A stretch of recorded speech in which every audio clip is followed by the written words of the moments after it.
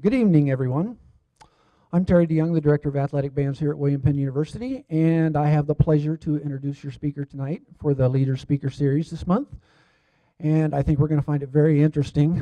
Andy is literally a mass library of knowledge of music and history and the community and so forth, and it's always a pleasure just to visit with him, and it never lasts just 5 minutes, usually about an hour, and we kind of, get things done. But anyway, a little bit about Andy. He is a music composer arranger with a diverse background of musical publishing experiences. After college, Andy spent 4 years as chief arranger and featured trombonist and drummer for the U.S. Air Force Connacht Band. Is that the Continental Air Command? I did look that up. I didn't know that. As a composer and arranger, he has over 250 band members, published with 5 publishers, and has served as performer and clinician at events in 34 states. In 1986, Tom Baddock and Andy collaborated in writing Funky Winkerbean's Homecoming in a 2-hour stage musical based on the popular comic strip. Until the summer of 1988, he also continued to perform professionally and was leader of Andy Clark and the KLEO Radio Orchestra. It was a 15-piece big band made up of top professional players in the Wichita area. In July 1988, Andy and his family moved to Oskaloosa and joined the management team at CL Barnhouse Company, and he is now currently the president of CL Barnhouse Company. So let's, with a strong welcome, here's Andy Clark. Thank you. Thank you very, very, very much. Tonight I'm going to talk about some story in this town that's a real jewel. I hope that you will realize that this is not the complete story. There's many other people that contributed to this and are continuing to contribute to this, but this is going to be highlights of what happened, and especially in the beginning of the music in Oskaloosa. We'll get started. I have to give a credit right here to someone that's in the audience, David and Marilyn Porter. Until last year, I did not know who this person was at all, and they told me I needed to check it out, and I did, and it's a wonderful story. He is the first person that I can find that had a national import on the music business. And I'm not going to talk about anybody tonight that didn't have at least a national reputation in their part of the music business. Samuel H.M. Byers grew up a little bit over in Burlington, and his mother died. So he and his father moved to Oskaloosa. After high school, he apprenticed with a lawyer here, and back in those days you didn't have to go to law school, but if you learned enough and could take the bar and pass it, you became a lawyer, so he did that. He loved to write poems, and he was quite good at it, even in high school. Everything went along pretty good for him until the Civil War started. When the Civil War started, he went to Des Moines, and he joined the 5th Iowa Infantry. And unfortunately, he was much better at writing poems and things like that than fighting the war, and he and a bunch of his group got captured. He spent 16 months in Confederate prisons. And I said prisons because he kept escaping, and they would capture him and put him in a little more secure prison, and he would escape. And this went on until, I think, close to the end of the war. And he was ended up in a prison that was in Macon, Georgia. And a slave who was bringing food to these people, they had no way of knowing what was going on in the war or anything outside the prison. He snuck a newspaper into these guys, and they read about Sherman's march to the sea. And they realized that it wasn't going to be long till they probably got released. and he wrote a poem about it, and he called it Sherman's March to the Sea. One of the other people in the prison thought it was a very cool poem, and he came up with a melody for this thing, and the prisoners started singing it. I don't think that met with universal praise from the people there, but they did that. Eventually, they were releasing some prisoners and trading them. And they had a prisoner who had a wooden leg, and it was hollowed out. And they smuggled this poem and the music out in that prisoner's leg. And when he got out, they started showing it to people, and it became a marching song for Sherman's army. Eventually, a person in a company in New York published it. It was published on December 24th, 1863. And by this time, it had become soldiers all over the Union Army were singing this. And the music published, people purchased many, many copies, and it became a huge success. When Sherman's army came through Macon, of course, they were liberated, and when he told them who he was, they said, "Are you the guy that wrote the song?" And he had no idea he'd written it, that it was any big deal. And so he said, "Well, yeah, I did write I wrote a poem, and we used to sing it." And so they took him directly to General Sherman. General Sherman was impressed with that he had done this. It had been a big help to morale and everything. So he made him a messenger. He gave him a horse, and he wasn't in very good health. They nursed him back to where he was pretty healthy. And his job from then on was to take messages from General Sherman to General Grant and to Abraham Lincoln. And as soon as the war was over, because of his thing, and he, in fact, I think that he was a lawyer, he became an ambassador, the U.S. ambassador to Switzerland. And he stayed in Europe for 20 years. He wrote a couple of books about the Civil War. He was in Switzerland and I think he actually was his first assignment in Europe was Switzerland. I think he did a couple of others. And after he wrote two books about being in Europe. And then he was just pretty homesick, I think, and he returned to Iowa. He went to Des Moines. And while he was in Des Moines, he wrote a song and set it to the music of O Tannenbaum and presented it to the legislature, and it was voted, and the legislature passed a bill that it's the official state song of the state of Iowa. After he had been in Des Moines a little longer, one of the largest papers in Los Angeles liked his poetry, and they contacted him, and he moved to Los Angeles and became the poet for that newspaper. He lived till 1933, and that's a pretty incredible life story, if you ask me. The next person I'd like to tell you about is C.L. Barnhouse. C.L. Barnhouse is very important to this town musically and in other ways. He was born in Grafton, West Virginia. His family were machinists and blacksmiths, and they wanted him to follow in that.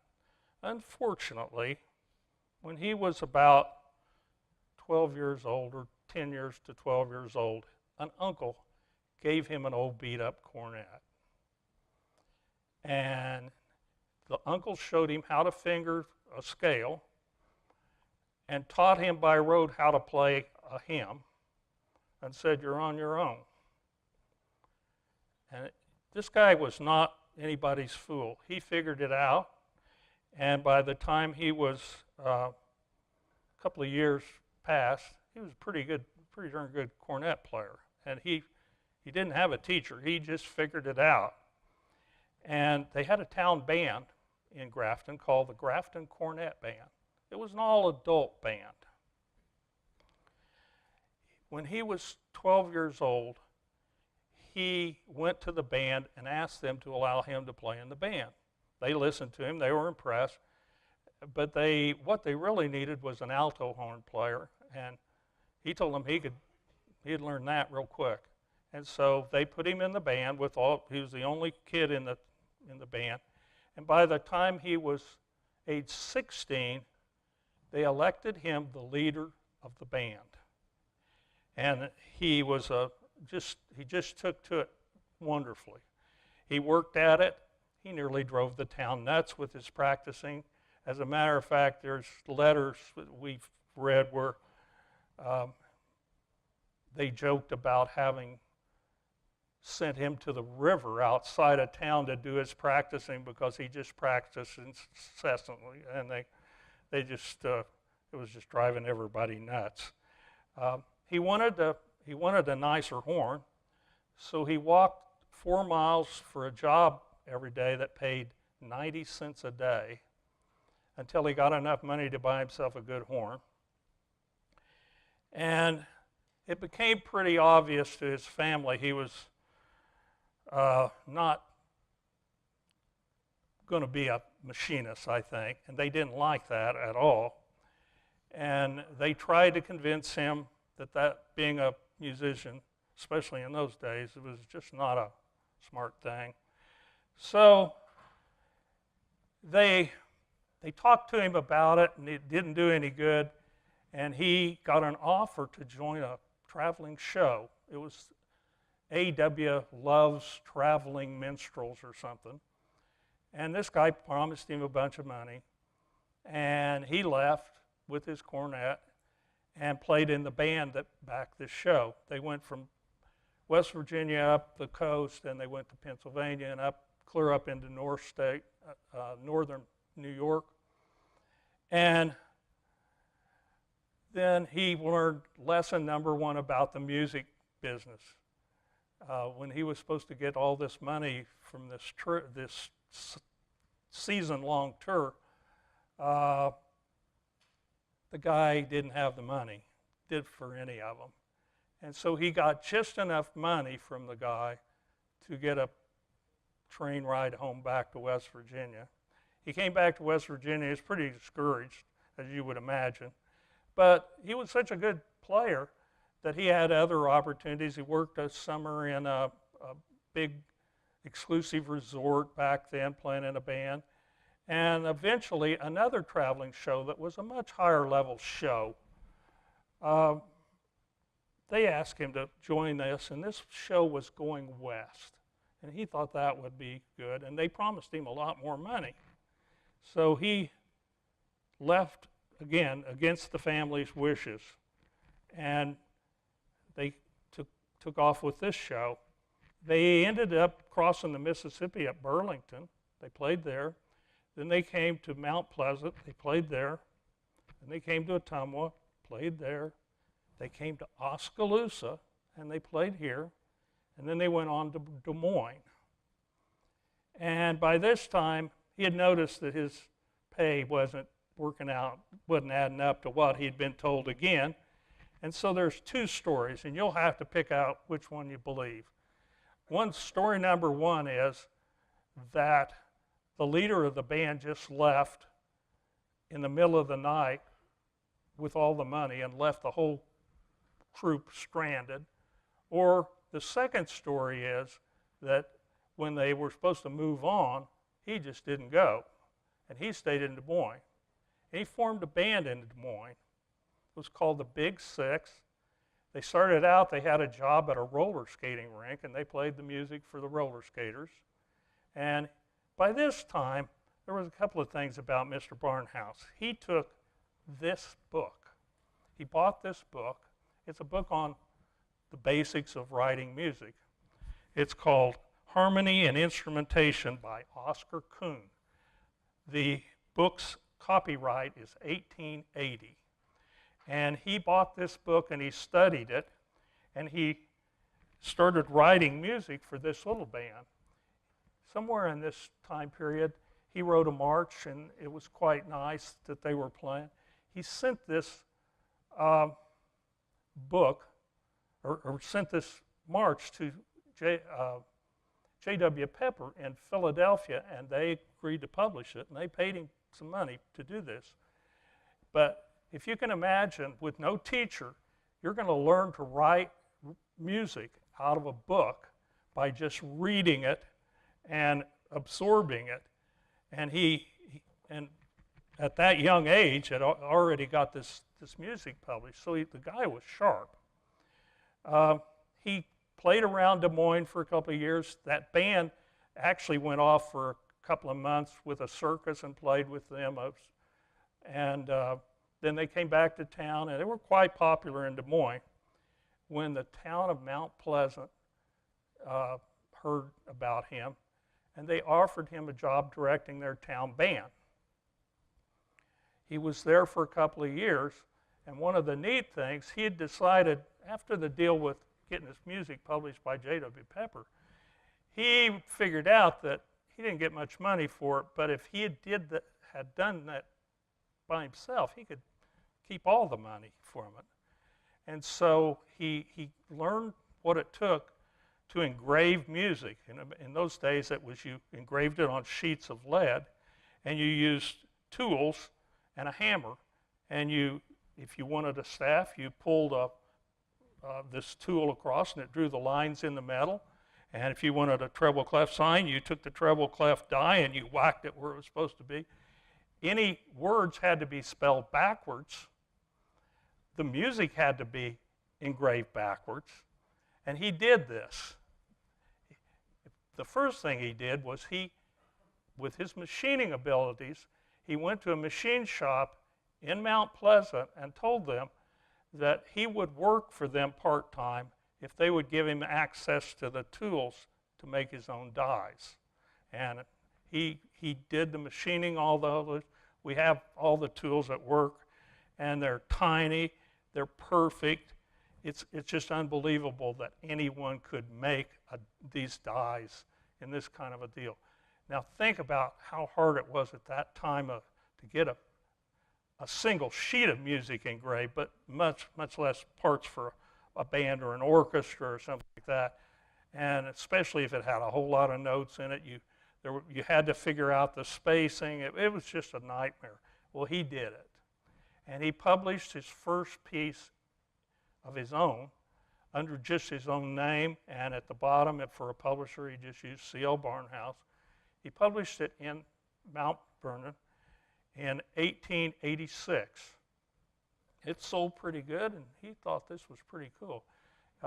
Being town band directors wasn't a wonderful paying job, and so this was a really good idea that he wanted to do it, of course, but it would also bring in added income. He stayed in Mount Pleasant, and I believe he did 5 tunes in Mount Pleasant.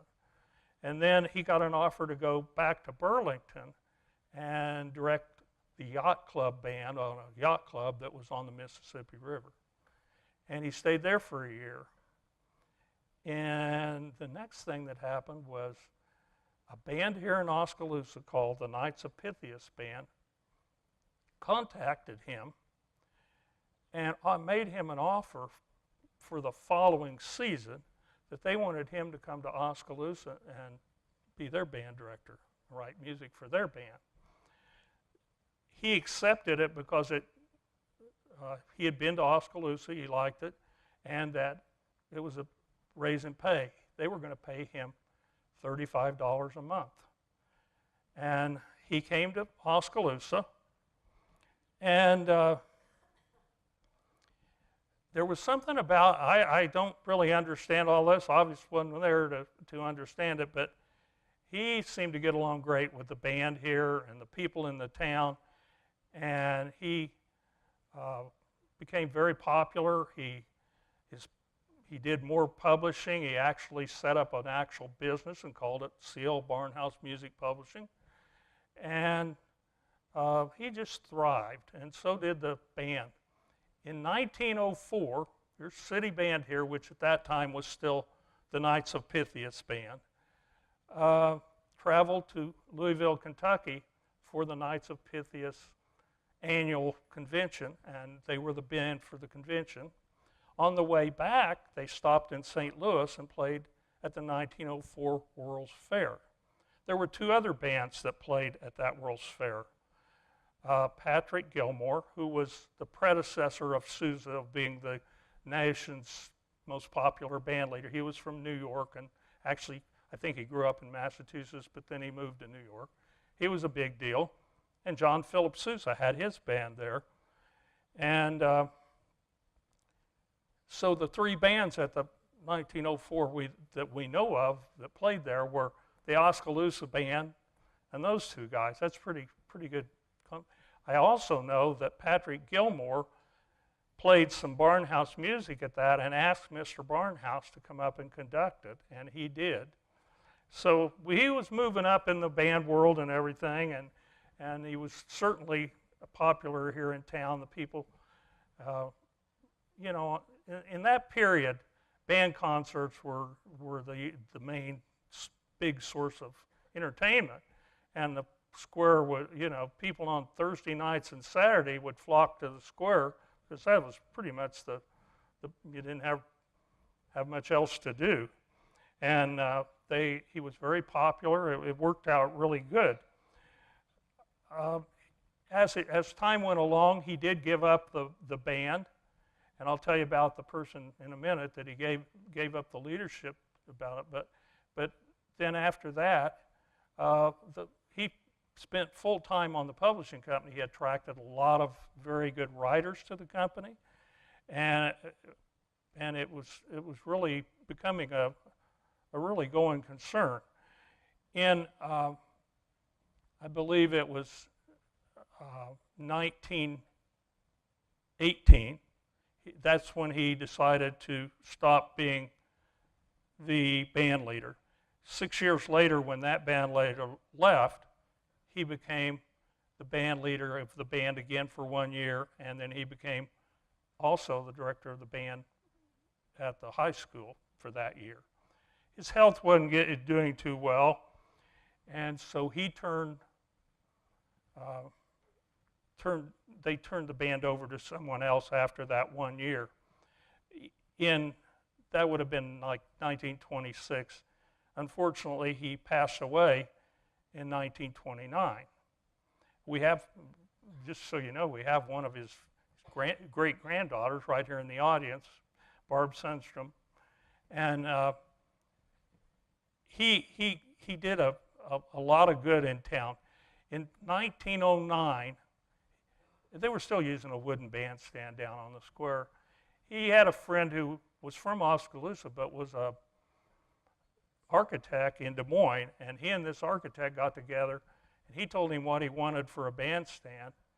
And so Mr. Barnhouse got this through, that they were going to have a fundraising drive and build this bandstand. And he gave half of the money himself at that time to build the bandstand, and the town raised the other half, and they built it, and you all know what it looks like. His daughter actually painted the little things on the side of there's squares on the side of the bandstand. His daughter did that, and he really enjoyed Oskaloosa. There was a second college in town at that time. It was Oskaloosa College. It was out sort of behind the Casey's a block, and it was a beautiful building, and it had a lake in front of it. Well, that college wasn't doing any good. They didn't have enough students, and they couldn't make their bills. So the faculty left, went to Des Moines, and became the original faculty for Drake University, and sort of abandoned the building. the only way that the people the college owed money to were going to get their deals, so they all filed liens against the building. And Mr. Barnhouse was running out of space over at where he was operating the publishing company. He came along and paid off all the liens and owned that college building. That the college building was beautiful. Like I say, he was a big gardener. He was, even in this book right here, there are leaves and things because he was always collecting seeds and he'd go on a trip and he'd collect seeds and bring them back and plant in this garden out there. So he ended up really doing a lot of good in a lot of ways. The bandstand became the bandstand. He just had a very positive impact on the thing. Obviously, I'm maybe a little prejudiced because I wouldn't be here if it wasn't for Mr. Barnhouse. The company that he founded, he turned it over to his son, who in turn, when he got older, he turned it over to his two sons. And we're now 133 years old. We're pretty much the third largest band publisher in the world. We've been in 4 locations in town, is all it's ever been at, never more than 2 miles apart. And you can find Barnhouse music on every continent except probably Antarctica. And we basically sell music on every continent every year. It's a wonderful, for me, it's a wonderful company to work at. And both Andy Glover, who's here with us tonight, and the rest of the people, Connie, we got Kim, who works there. We're all very proud of this heritage. It's really cool to say you work at C.L. Barnhouse if you're in the music business. He had a big impact, a really big impact. Let me tell you about the guy that replaced him the first time. He brought in a guy named Fred Jewell. Fred Jewell had been the conductor of Barnum and Bailey's band, other bands. He had been a circus musician, and he had written a lot of tunes for Barnhouse, and they were big sellers.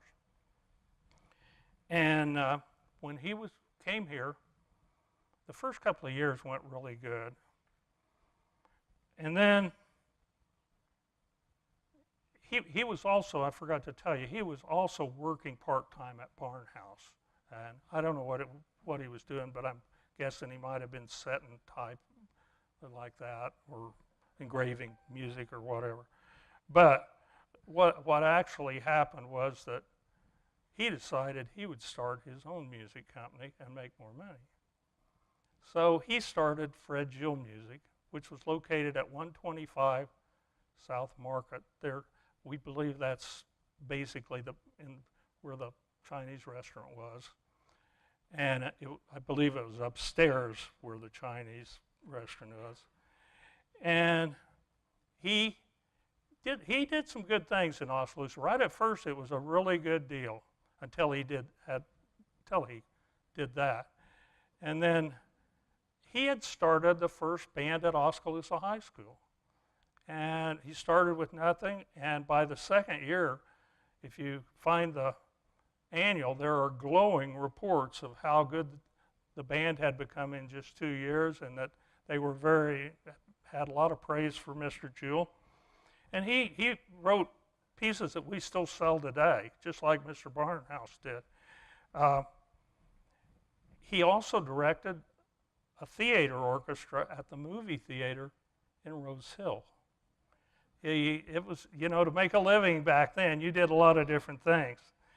As time went on, not only did he start his own music company here, but he quit playing the anti-Barnhouse music on the concerts. And the reason for that was you get performance royalties if your music's played in a public performance like that. And he realized that if he played all his own music, he'd make more money than if he played Barnhouse or anybody else's music. Well, the band got tired of this, and certainly the audiences got tired with it, and Mr. Barnhouse got tired of hearing them gripe about it, so Mr. Barnhouse was still pretty much, the band was loyal to Mr. Barnhouse, so he went and talked to some of the leaders of the situation and said, I think it's time for a new band leader. And so they, at the end of that season, they just didn't renew Mr. Jewell's contract. What happened after that is Mr. Jewell moved back to Indiana, which made one person very happy. His wife was very homesick. She missed her family, and she was happy that they were going back to Indiana. And then he moved his publishing company with him. It continued for a few years. His son was a lawyer there. His son continued it after he didn't. And it didn't have near the life that Mr. Barnhouse's company has had. It pretty much went away. We do have advertising from it, and there were some nice pieces in it, but not, I don't think any of them that did quite as well as the music he wrote for Mr. Barnhouse. He ended up leading the band in Tampa, Florida. So he was only here for 6 years, but he did do quite a bit of good while he was here, especially at the first. I want to tell you about two people, Virginia Knight Logan and Frederick Knight Logan. Now, this couple is a mother and son. Virginia Knight Logan was born in Pennsylvania. By the time when she was less than 1 year old, she could sing Yankee Doodle with the right pitches and that people could understand it. She could not talk, but she could sing Yankee Doodle. Her family was very musical, and they realized that she had some talent, so they got her. She studied violin, she started piano and voice, and as soon as she got out of high school, she went to Chicago. And when she was in Chicago, she went to the Chicago School of Music and finished her education. She was a wonderful singer, apparently, and got hired for big productions in Chicago and other cities. And then she got married. And her husband worked for a coal company. And he got sent to be the supervisor here in Oskaloosa because of the coal mining that was around. They had a son, that's Frederick. And Frederick was also a little bit like his mom, that by the time he was 6 years old, he was playing pretty good piano. Even though his fingers were so small, it was really difficult. They said that even before that, he could pick out, if you sang melodies, he could pick it out and just finger it on the piano. Both of them had perfect pitch, and he just could do it. So it wasn't very long after he was born, his father died. That left Mrs. Knight Logan with a problem of, they had a nice house, and they had a nice son, and she needed a way to support him. So she went to work in the school department, and she also taught music lessons here at their house.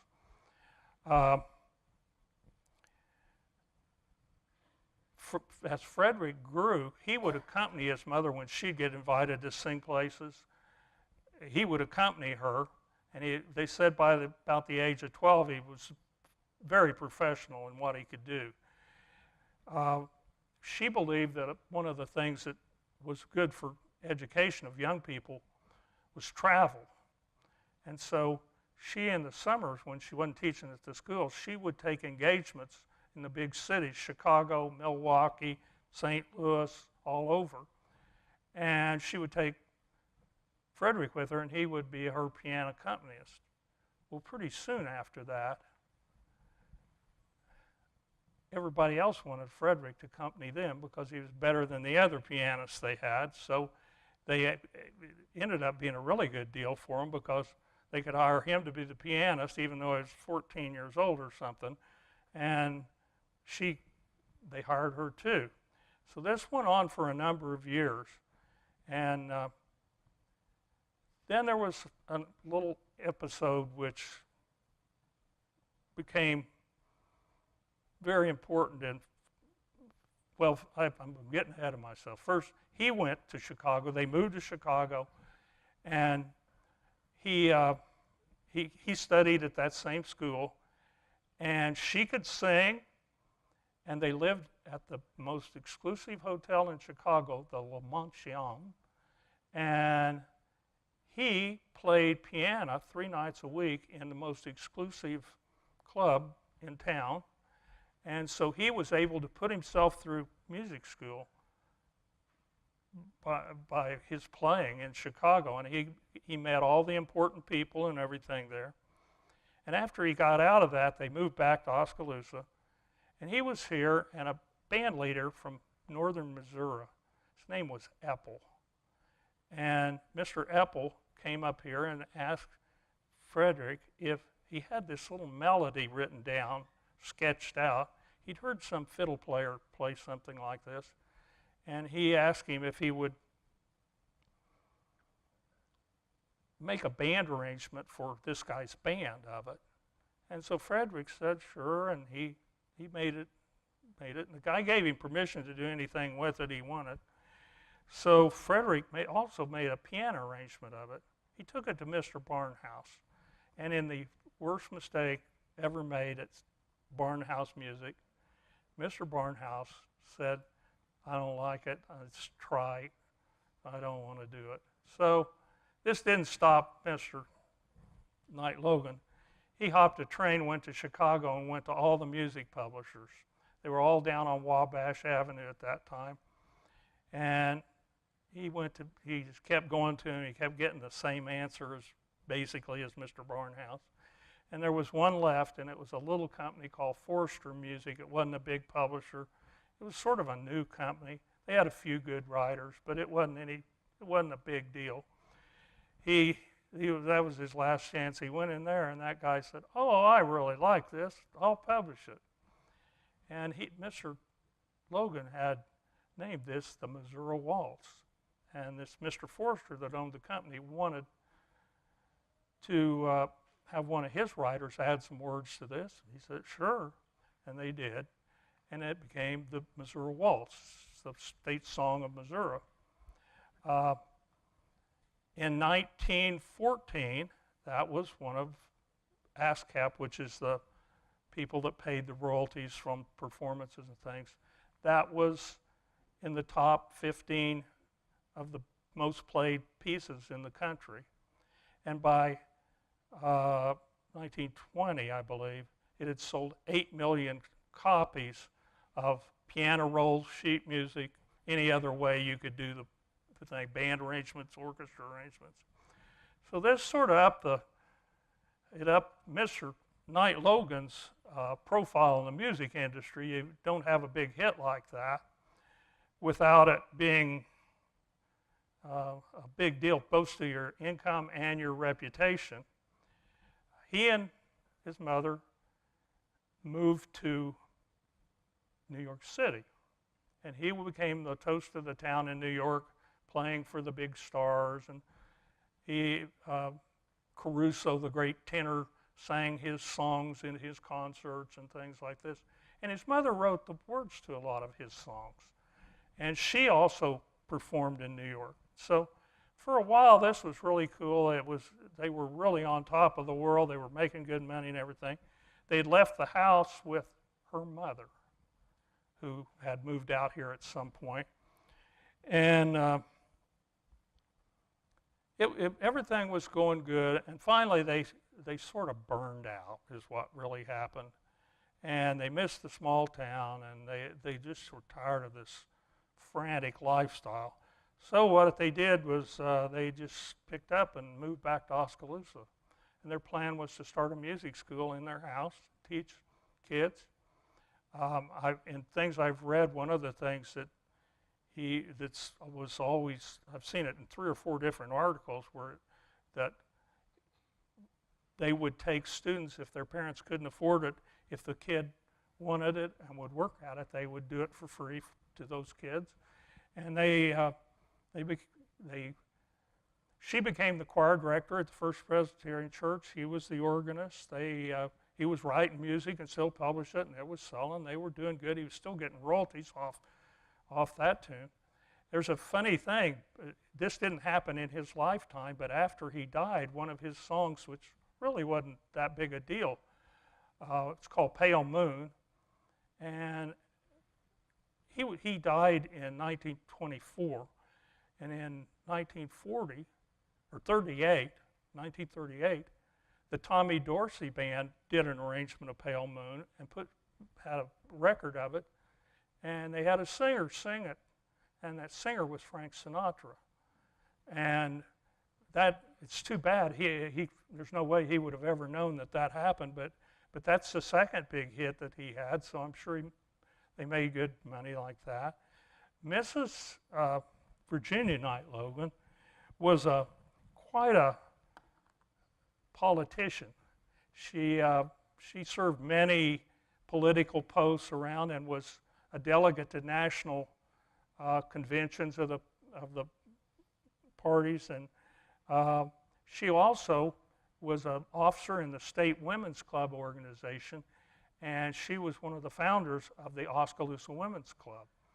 Now, the Oskaloosa Women's Club, in turn, were the ladies that got our Oskaloosa Public Library established. And she was quite a rebel rouser. I don't think our mayor would have appreciated her showing up at the council meetings. She had her own mind about things, and she was not easily persuaded. But she was very talented. And I'll tell you one funny story. We luckily have all her personal correspondence at our office. And I kept seeing these articles in big magazines, and they would always somewhere in there mention his very talented mother. And so as I was going through all this when I first got it, I would find a pen and ink version of this article, and then I would find a typed version of this article, and she would submit these articles. She would write them and submit them under a different name, and they all appeared in these magazines. And so she was a go-getter, I'll tell you that. There's another story that her favorite thing was they had a big old Cadillac back then, and that her biggest joy was to get Frederick to drive her around in this big Cadillac on Sundays, and so everybody could see her and things. But in the end, she passed away in 1940, and they bequeathed a good portion of the royalties from those music still went to the Oskaloosa Women's Club, and it built that women's clubhouse that they had that they just they just closed up that club not long ago. That's how I got all the personal letters and things to know this stuff. And but it was very interesting that we would have that how they worked together, and it was a very profitable and very noteworthy relationship between those.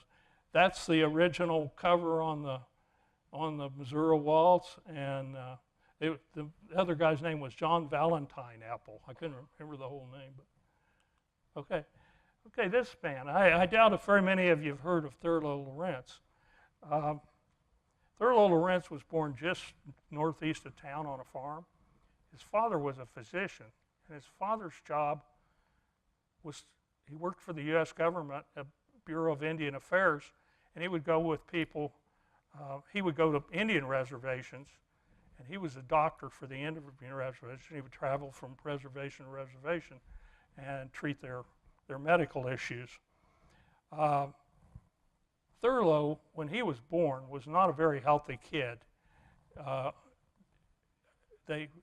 He could not play with the other kids. He was sickly, And so he got interested in some music activities that he could do. And then his family got stationed. They didn't live here too long, but he always claimed Oskaloosa as his hometown. And he moved out west because his dad got transferred to another area. And he got interested in Indian music. He somehow got an early Edison recorder. It's one of the cylinder recorders where you wind it up and it records. And he would take this to these different Indian reservations and record the Indians' music. And he recorded 31 reservations, different Indians things. Those recordings are now in the Library of Congress. He also collected Indian flutes. And that collection of Indian flutes is also, I think that's at the Smithsonian. After he got older, he took one of those Indian songs and he wrote words to it, and it's called By the Waters of Minnetonka. And he got that published by a new Philadelphia publisher, actually, and it's still in business, too. And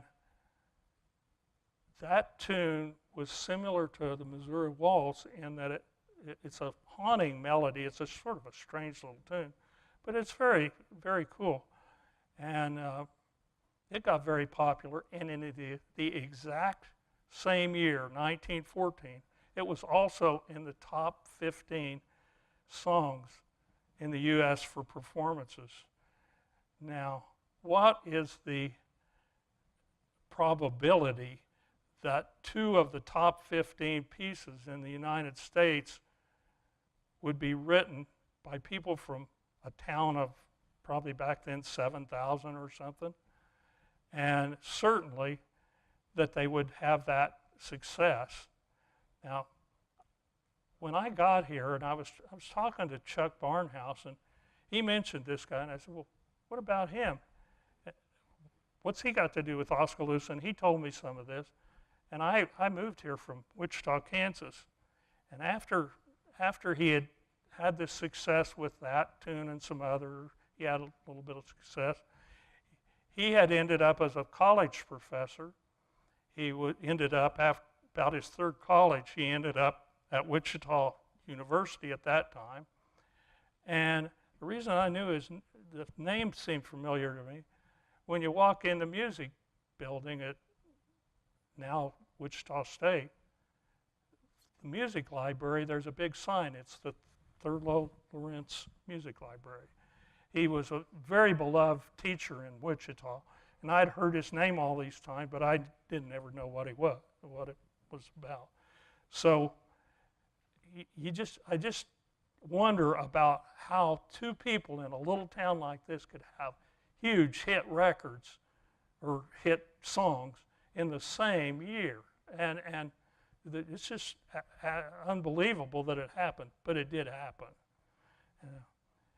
The next person I want to tell you about, that's him with the Indians, with the flutes, and he was very big into that. And this is Etude magazine. That was the biggest music magazine in the country at that time, and for a long time after that. And as you can see, he's on the cover.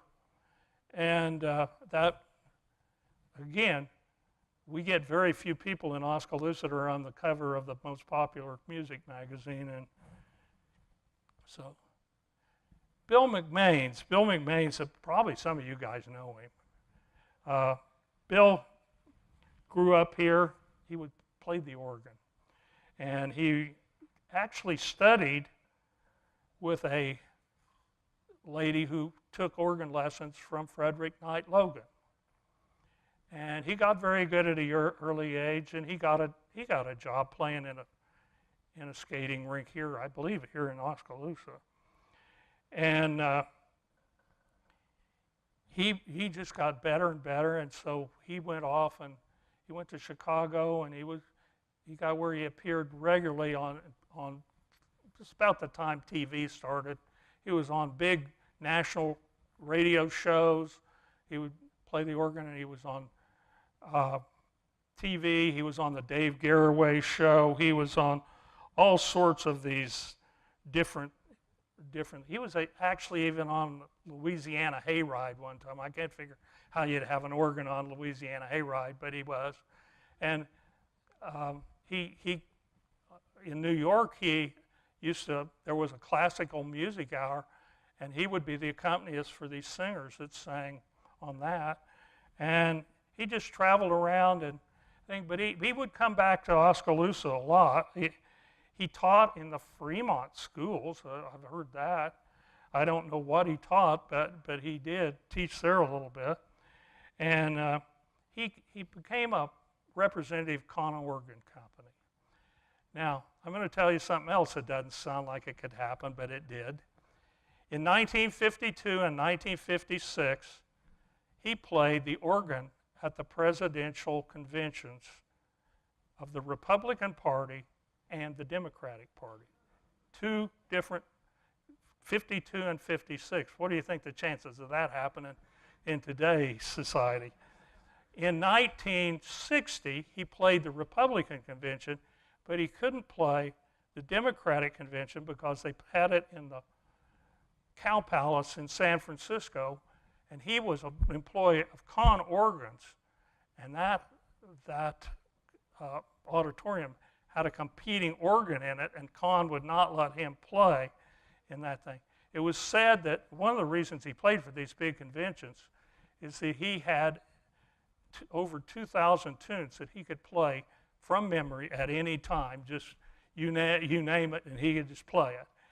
And he used to come back in the 60s, from 1960 to 64. Each year he came back here, and they put an organ up on the bandstand with the city band by that time, and they had the band and that organ, and the reports in the Herald were that the crowds were 4,000 and 5,000 people would come to hear those concerts. It was really, he did well. I have a LP that he recorded. It was produced by Conn of showing off their organs, and he played beautifully. And it was very cool that he taught. He had a studio out on 3rd Street East, almost to 7th Street. The studio's still there, but I think it's an apartment now. I guess eventually Conn wanted him to move to the East Coast because that was where there was a lot more people they could have him play concerts for and sell organs for. And he married a music teacher at one of the Jordan Kett music stores there, and they lived there for a while, and then he had a heart attack in 1976 and died. Just another person that from Oskaloosa that had a total national reputation and was very highly revered. Okay, now we're getting into people even I know. Max Bennett. How many? Surely some of you guys knew Max, didn't you? Okay. Max he graduated from high school here. As you can see, he was a bass player. He went to Chicago. He did well there. He's a monster player on string bass. He decided if he had done well in Chicago, he'd try New York. He went to New York City. He actually played with Miles Davis and people like that, Sonny Stitt, things like that. He played with jazz at the Philharmonic. Those were really big things to be in there. But then somebody told him that the recording industry was moving pretty much to L.A., so he decided to go to L.A., and he went to L.A., and the first job he got out there was he became the second bass player to play in the Stan Kenton Orchestra. They had been on one national tour the year before, and the bass that bass player was doing something else, and so Stan Kenton hired him, and he was the second person that played bass in the Stan Kenton band. And he did a year with Stan Kenton, and then he decided he wanted to do some recording in LA, and so he started working on that, and he played for a jillion people. He's a wonderful electric bass player too, and he's the person that brought Peggy Lee the song Fever. He was Peggy Lee's when she went on tour a couple of times a year. He brought her Fever, and that was her biggest record ever. And it's mostly a bass solo. That's one of the reasons he probably brought it to us. And there's a wonderful video. Randy, you know where that video is? That they played it before the last time he played at the Daily Auditorium, where it's Frank Sinatra, Peggy Lee are sitting on a park bench, and Max is standing behind them playing the bass, and those two are singing the song. And it was on a Frank Sinatra special TV show. He played with Ella Fitzgerald, Johnny Rivers, Joni Mitchell, Frank Zappa. The funny thing about Frank Zappa was got one of the days where people were making songs and they were cutting tapes and splicing it in different ways. And I asked him about playing with Frank Zappa, and he said, well, it was sort of strange. You never knew what he was going to do or what it was in. But he said, we made all these weird tapes, and then he said, we really recorded about a dozen tunes for this album. But he said he hadn't spliced those tapes made about 3 albums out of it. And he said, I got paid for 3 albums for only doing one. At one time, Ray Brown, a famous bass player, was Ella Fitzgerald's husband. And he got sick, and Max and he were really tight.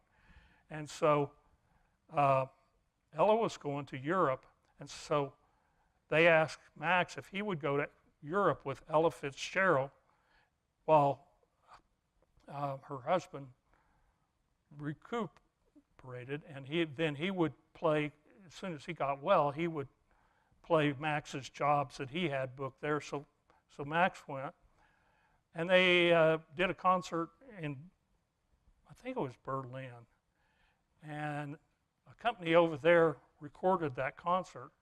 And up until about 5 years ago, that was the largest selling jazz record ever, was Ella in Berlin.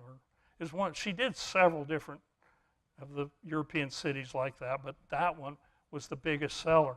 And I asked him, did you make a lot of money off that? And he said, no, we didn't make anything. They paid her, they didn't pay the band. And he said, we went to the union, well, to get them to get it. Well, they have no power in a foreign country. It's a United States union. They didn't have anything. So he said, we basically didn't get anything. He played with Elvis. He recorded with Elvis, actually. You guys remember the Monkees? He's the bass player on a lot of the Monkees records and on the TV show. The Monkees couldn't really do anything. They were guys, actors. They could sing a little bit, but they were cool. So studio musicians made all those records, and they just sort of sang along with them. Well, he didn't do all of them, but he did quite a few of those. So he was the bass on a lot of the Monkees hit records. The Partridge Family, he was sort of the same deal. He played the bass on their TV show and records. He did the soundtracks for many movies. There's a movie that had a bunch of cars in San Francisco jumping over the hills there. And there was the soundtrack at the start of this movie was this bass just going mad with a drummer, and that's all it was. Well, that went on for about 5 minutes right at the start of this movie, and it's a really famous movie. I just spaced it out. That was Max playing the bass on that. If you go down to the alley, look at Max's sign in the alley. There's a list of over 80 famous people that he either toured with or recorded with. And he used to come, I loved it, he used to come to Barnhouse every Christmas Eve because he'd come back to see his mom. and then we'd sit around and hear his stories out there all day long. So it was a pretty cool deal.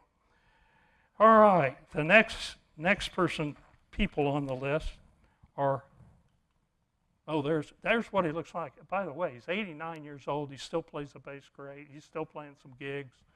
89 years old. Now, I want you to notice something here, and then we'll come back. We'll talk about this later.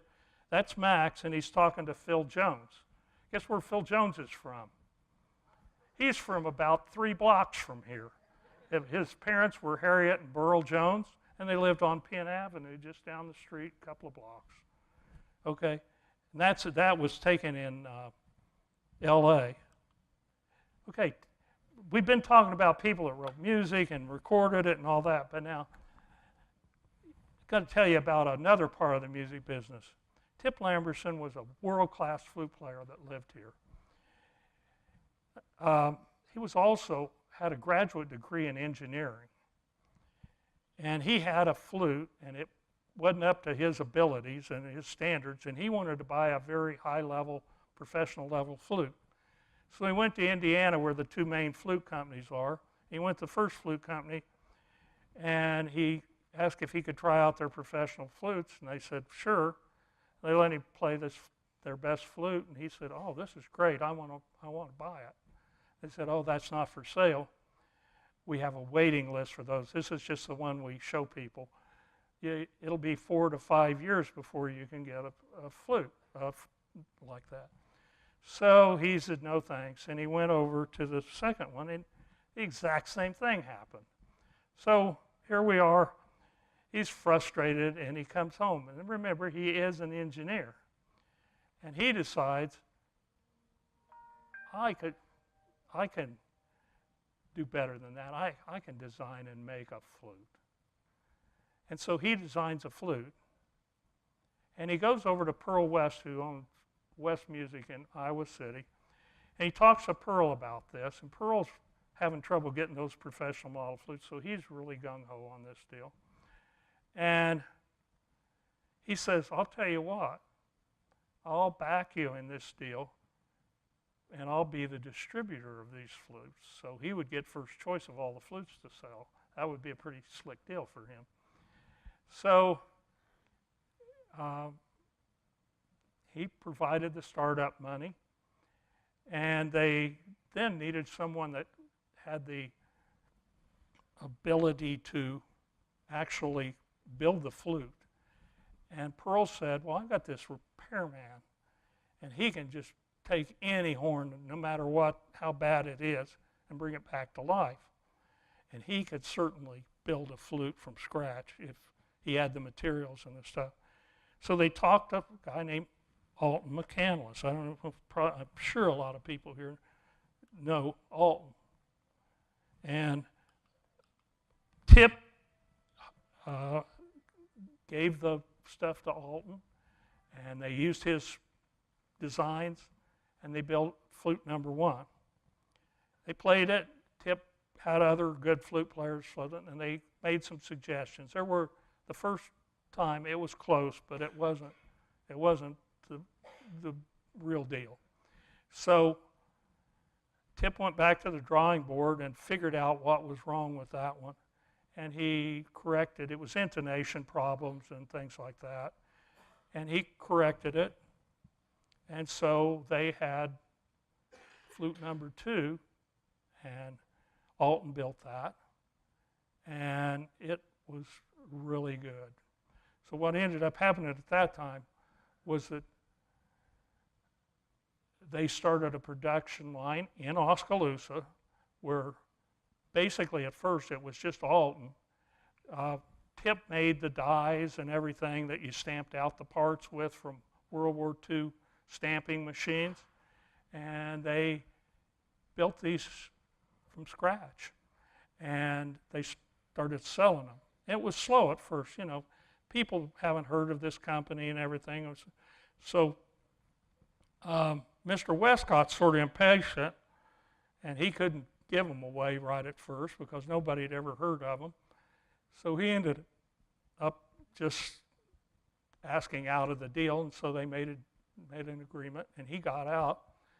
And they asked Alton, do you want to go back and work at the music store, or do you want to continue building flutes? And Alton said, I'm going to stay building flutes. So Alton and Tip built 730 of these flutes, sold every one of them. When I first moved to town and I would represent Barnhouse at music conventions, it's a CL Barnhouse, Oskaloosa, Iowa, about half the people that came to the booth said, do you know where I can get a Lamberson flute? And I'd say, no, and I've talked to Tim, and he doesn't either. And, it was a really, for a period of time, probably only about 10 years, they built these flutes, and they were very popular, and they were very nice, and they had a good reputation. Unfortunately, like it is in a lot of businesses, he got just successful enough that the big Asian companies picked up on how good those flutes were, so they had someone buy them, a couple of them, and they copied them, and they started producing copies of these. Well, Tip was sort of a genius, and he bored easily anyway. I think he was sort of tired of the day-to-day running of an actual business, and so he just got fed up with the whole deal, and he did a very nice thing. Alton had worked for him really good, and at one time Stan Hahn, a bunch of you probably know Stan Hahn. Stan Hahn, when they were really selling them, Stan Hahn built 139 of those flutes. And so Tip really went to Alton and said, I'm closing up. The companies, you can have everything here. Alton moved the stuff, and he made some little changes to the flutes, and actually they were nice changes in some ways. And he made another 140 flutes and sold those. Plus, he repaired anybody that dropped their Lamberson flute or anything. He would fix those. Unfortunately, Alton just died in June of last year, and he stayed with it pretty much. I don't think he built much the last year he was alive, but before that he was still piddling and building a flute here and there for people and things. And it was a very nice thing to have your town have instruments that were that coveted all over the world.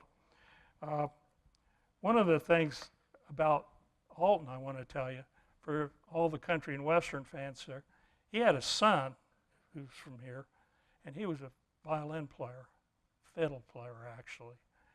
And he left Oskaloosa and he became the fiddle player in Hank Williams Jr.'s band. And he was with Hank Williams Jr. for a number of years and on all the early albums and all that. But unfortunately, he got cancer and he died. And that's another person that there's a lot more story to, we just don't have time to talk about. There's a picture of a Lamberson flute, and there's Alton, and that's the actual shop that was here in Oski. I think that picture was only taken about 2 years ago, 2 or 3 years ago. This is Phil Jones we were talking about. He was in the picture with Max. Phil went to high school here. He played horn in a high school band, and his real deal was he wanted to be a rock and roll drummer. He didn't care anything about playing horn in the band, but he did it, and he was good at it. He probably did it because his mom told him to do it, if you know Harriet. And he went to L.A. and he joined the Krabby Appleton Band, and they had a big hit right off the bat, and that was one of those one-hit wonder bands. So he stuck around L.A. and people liked his drumming and everything. So he got a lot of work with studios and went out with a lot of groups. And he's 68, and right now he's on the road with Peggy Young and the Survivors. And just a year or so ago, just before David Letterman went off the air, he was on David Letterman playing the drums, and the camera was on him the whole time. It was cool. And then just before that, he'd been on Jimmy Kimmel. And he's in L.A. He's still doing things. I'm going to read you some of the people he played with. He was Roy Orbison's drummer for a while. He made an album with Johnny Rivers. Neil Young, he worked a lot with Neil Young and now with Peggy Young. He was with Tom Petty and the Heartbreakers for 4 years as the auxiliary percussionist. He was the drummer with Joe Walsh, and he's actually on a Rolling Stones record. I asked him about this, and I said, what was it like playing with the Rolling Stones? And he said, oh, I got to tell you. He said, one day I was at home and I got a phone call, and it was from this really prominent record producer in LA, and he said, Phil, I need you to come down to the studio and lay some tracks over, we're adding some percussion on some tracks. And he didn't tell him who it was or anything, so he goes to the studio and goes in there, and it's a Rolling Stones record. They had finished the record. They'd gone back to England. They sent him the last mix of the thing, and they all thought it needed more percussion. So they made a list of things they wanted done to the thing. So this record producer called Phil in. He played all those parts on the deal. They sent that back. They thought it was great. He got credits on the album. I'm sure he got paid very, very well on it. And he's on a Rolling Stones album. So another person. He's very cool. I doubt if we'll see too much of him now that Harriet's gone, but he's been around quite a bit in the past. He's really fun to talk to, and he's a good guy. Then let me go to the next person. This is Charlie Russell. His real name's Charles Arthur Russell. For you people that are connected to William Penn, his mom and dad were trustees at this university for years and years and years and really helped it survive. Chuck and Emily Russell were their names. He left Oski, well, let's first, just to be honest, he and Phil are almost the same age, and that bunch of guys just did not fit in a small Midwestern town. You look at them, you can just tell this is not a good mix. And they were friends. They knew each other. As a matter of fact, I asked Phil one time if he knew Charlie, and he said, oh, yeah, I used to hang out at their house all the time. I had the hots for his sister. So that's the connection. Anyway, he went to, first place he went, after he graduated from high school, he went to San Francisco and went to a Buddhist commune. Now, he was a cello player, and I mean, that's all he wanted to do, is make music and play the cello. So what ended up happening was they came and told him, well, if you're going to be in this commune, you have to give up all possessions. And he wouldn't give up his cello. So that didn't last very long. Then he hung around out there a while. He recorded some stuff with poet Allen Ginsberg. He actually recorded some with Bob Dylan. And in 1973, he moved to New York City, where he worked with Philip Glass, a very famous composer, avant-garde composer, very strange music, and John Cage, more of the same. He was weird because he liked really weird stuff, but there was things he liked to mix really traditional stuff with that. And he had some hit disco records just in the New York club scenes, but you could sell a lot of records just in New York clubs with these disco records where he played cello and sang on them. And I mean, they sold a lot of copies. He lived in an apartment. Most of the time it didn't have any electricity because he hadn't paid his bills. But the people in the building liked him, so they would run cords outside the building up and into his thing so he could record and do his music. And he was very cool. I met him one time. I talked to him. He was very nice, but I could tell he was here when we dedicated the redoing of the bandstand. And You know, all the music was pretty traditional music, and he was bored out of his gourd. But he was nice to me, and we talked quite a bit, and that's the only time I got to meet him. He wrote hundreds of compositions, and he made over 1,000 recordings. The reason he never had any money, that any time he made any money, he went and bought studio time and recorded more tunes. And there's one tune that he wrote that he has over 90 different mixes of the same tune that he did. And he just couldn't give it up. It always had to be better. And he was very popular in New York, and he also, because of some of these recordings, they were popular in Europe too. He was actually more popular in Europe than he was in the United States. Out of all the people we've talked about, right now, the person who's probably the best known, even though he's hardly known at all in Oskaloosa, is Charlie Russell. I will mention that after he moved from here, he changed his name to Arthur Russell. So if you're looking for Charlie Russell on those records, you'll find it under Arthur record. He died early. He has had a documentary that was made on his life, and it's available. It's still available, and he also had someone wrote a biography of him, and it's still available. He was not your normal Oskaloosa play marches in the park kind of guy, but he was very successful at this, and it's a shame that he died so young. The next person is Jay Zimmer. Jay was a very talented kid here. He played in the marching band at high school and wrote their arrangements. His mother was a longtime music theater teacher at this institution, theory teacher, and she also was a wonderful piano player. He moved to New York, and when he was at New York, he wrote music for films and off-Broadway productions and things like this. He was losing his hearing. Even when I moved here, he was starting to lose his hearing. He also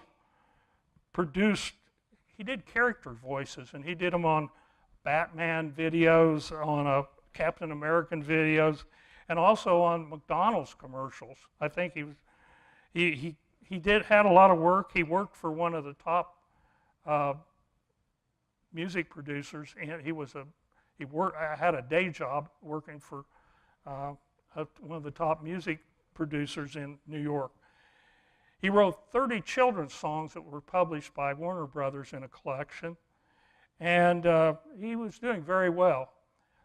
On 9/11, he and his wife, who was a very well-known painter in New York, artist, they were living 800 feet from ground zero. And when the buildings fell, there was a huge concussion, as you know, and that destroyed the rest of his hearing. He still can write music, he can still play and sing music, but unfortunately he does not really have any hearing left. So he did, he made lemonade out of lemons, and he wrote the first incredibly deaf musical. And it's been produced in New York, and it's quite cute. You can find clips of it on the internet. And he's working on trying to get a national tour organized, funded and everything of this. It's for hearing or deaf people. They have some lady who signs the whole thing as part of it. And he's a joy. He was in town last summer, I think it was a year ago, with his dad, and he's a great lip reader. He gets along very well, but it's sad that part of his deal was curtailed by by 9/11. They have moved back to New York. He's doing fine, and it's he's just a very talented person. Do you have any questions? Well, this is easy.